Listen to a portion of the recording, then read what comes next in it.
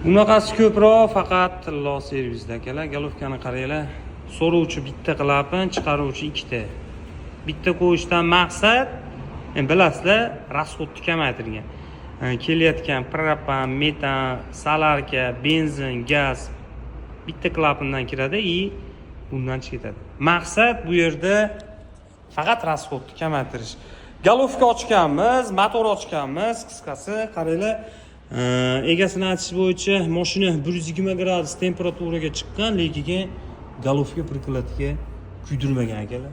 Prosta bu inomarkalarga shu taraflari juda katta plus. Temperatura 120 gacha ketdi-ku, lekin galovka prikladga kuydi deb o'yladim, kuymagan ekan. Lekin bitta minus bo'lgan, 120 ga chiqqan. Motor avtorasxodga kirib qolgan. Bundan keyingi videolarda gilzalarini ko'rsatamiz, xudo xolasa. Bu galovkamizni qaranglar mana. Endi qiziqqanlar bo'lib qoladi-da baribir. Kulachokka gidrokompensatorni ustanovka qilib o'tib ketgan. Mana so'rovchi gidrokompensatori, chiqaruvchi mana bitta kameraga mana shu taraf.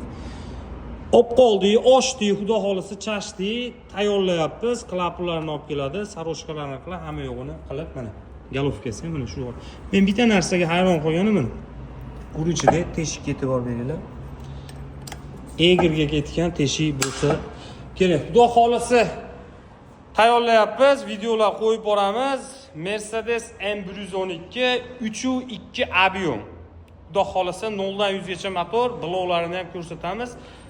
Lekin prosta men hayron qoldim. Shu darajada qizigan mashina. Prikladga kuymagan. Agar shuni o'rnida Gentra yo Cobalt bo'lganda bilasizlarmi nima bo'ladi? Aptolga antifriz aralashib, gulshitirdan tutab qasa bo'ladi. Kuzatishda davom etinglar. Videoga like bosib tursanglar bu.